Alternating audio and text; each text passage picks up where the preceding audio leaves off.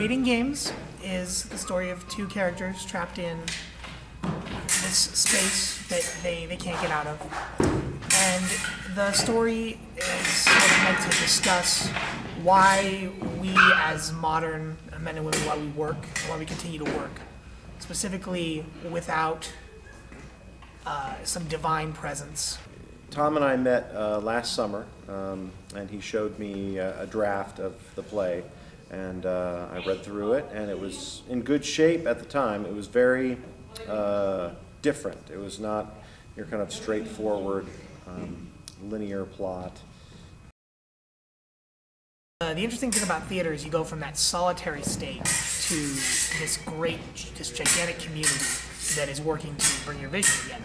And so you have to work on both ends of the pole. So you start with working by yourself and not seeing anybody, to never stopping seeing other people and having to change what you're thinking, having to change your thoughts there. And so it was a great experience in learning to communicate.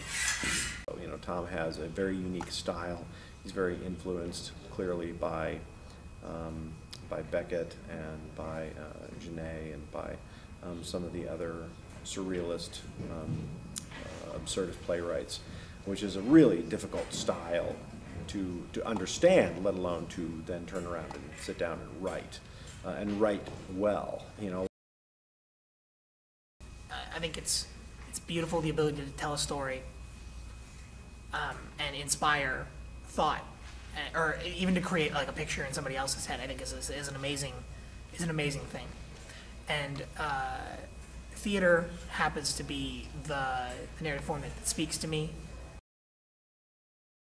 So we're really excited and proud about that. It's a very big deal, and this college, I think, has trained him well. It's a good kind of petri dish for playwriting and for a lot of things, really, but especially for that, with all the liberal arts background that he's getting here and his different and varied interests. You know, he's a musician, he's a writer, he's an actor, he's an observer of life as well, which people in performing arts need to be.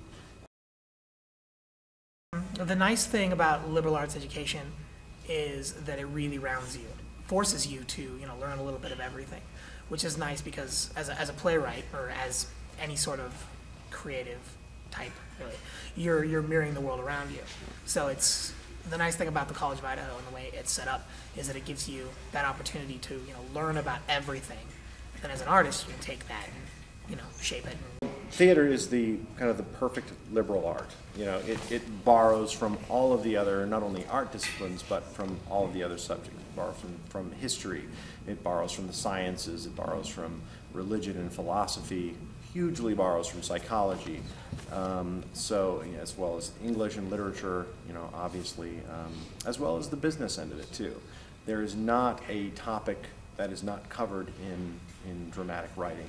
In a place like College of Idaho, where the students are not only encouraged but really forced to partake of all of those different disciplines, just feeds into something like theater really well. It makes them very well-rounded, very well-read.